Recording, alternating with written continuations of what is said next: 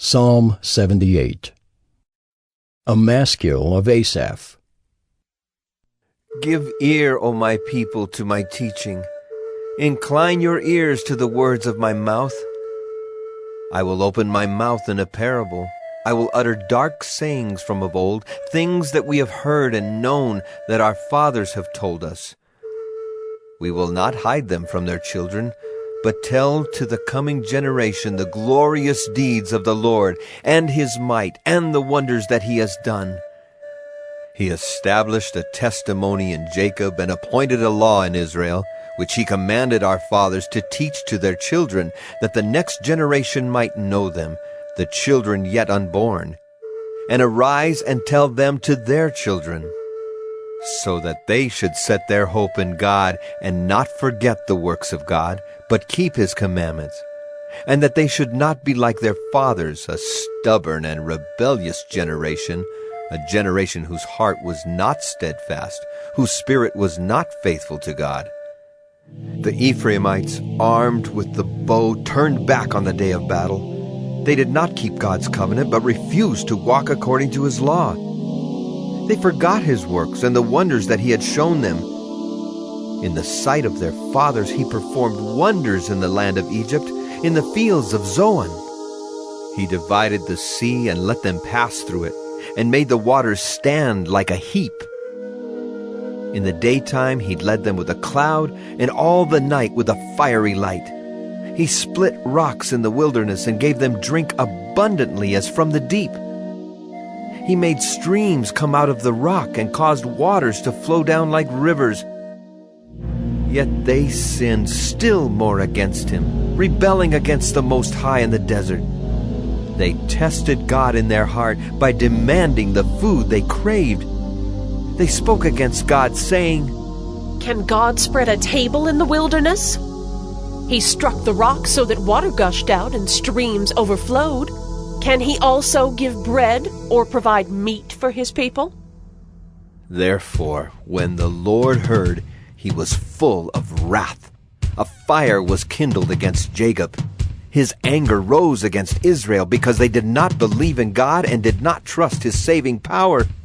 Yet he commanded the skies above and opened the doors of heaven, and he rained down on them manna to eat, and gave them the grain of heaven. Man ate of the bread of the angels. He sent them food in abundance. He caused the east wind to blow in the heavens, and by his power he led out the south wind. He rained meat on them like dust, winged birds like the sand of the seas. He let them fall in the midst of their camp, all around their dwellings. And they ate and were well filled, for he gave them what they craved. But before they had satisfied their craving, while the food was still in their mouths, the anger of God rose against them, and he killed the strongest of them and laid low the young men of Israel. In spite of all this, they still sinned. Despite his wonders, they did not believe. So he made their days vanish like a breath, and their years in terror. When he killed them, they sought him. They repented and sought God earnestly. They remembered that God was their rock, the Most High God their Redeemer. But they flattered him with their mouths, they lied to him with their tongues. Their heart was not steadfast toward him. They were not faithful to his covenant. Yet he, being compassionate, atoned for their iniquity and did not destroy them. He restrained his anger often and did not stir up all his wrath. He remembered that they were but flesh, a wind that passes and comes not again. How often they rebelled against him in the wilderness and grieved him in the desert. They tested God again and again and provoked the Holy One of Israel. They did not remember his power or the day when he redeemed them from the foe, when he performed his signs in Egypt and his marvels in the fields of Zoan. He turned their rivers to blood so that they could not drink of their streams.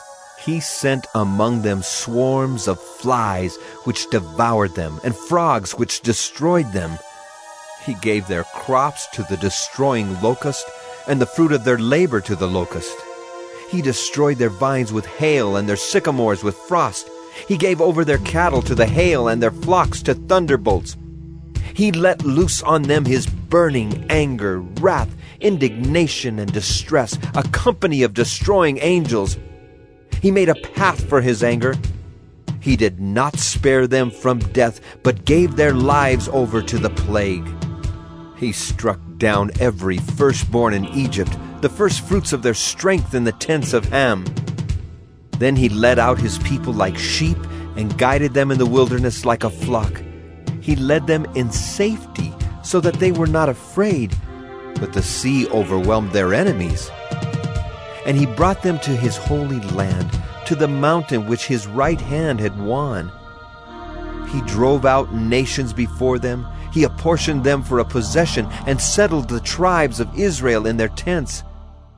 Yet they tested and rebelled against the Most High God and did not keep his testimonies, but turned away and acted treacherously like their fathers. They twisted like a deceitful bow, for they provoked him to anger with their high places. They moved him to jealousy with their idols. When God heard, he was full of wrath, and he utterly rejected Israel. He forsook his dwelling at Shiloh, the tent where he dwelt among mankind, and delivered his power to captivity, his glory to the hand of the foe. He gave his people over to the sword and vented his wrath on his heritage. Fire devoured their young men, and their young women had no marriage song. Their priests fell by the sword, and their widows made no lamentation. Then the Lord awoke as from sleep, like a strong man shouting because of wine, and he put his adversaries to rout. He put them to everlasting shame. He rejected the tent of Joseph. He did not choose the tribe of Ephraim, but he chose the tribe of Judah, Mount Zion, which he loves. He built his sanctuary like the high heavens, like the earth which he has founded forever. He chose David his servant and took him from the sheepfolds. From following the nursing ewes he brought him to shepherd Jacob his people, Israel his inheritance. With upright heart he shepherded them and guided them with his skillful hand.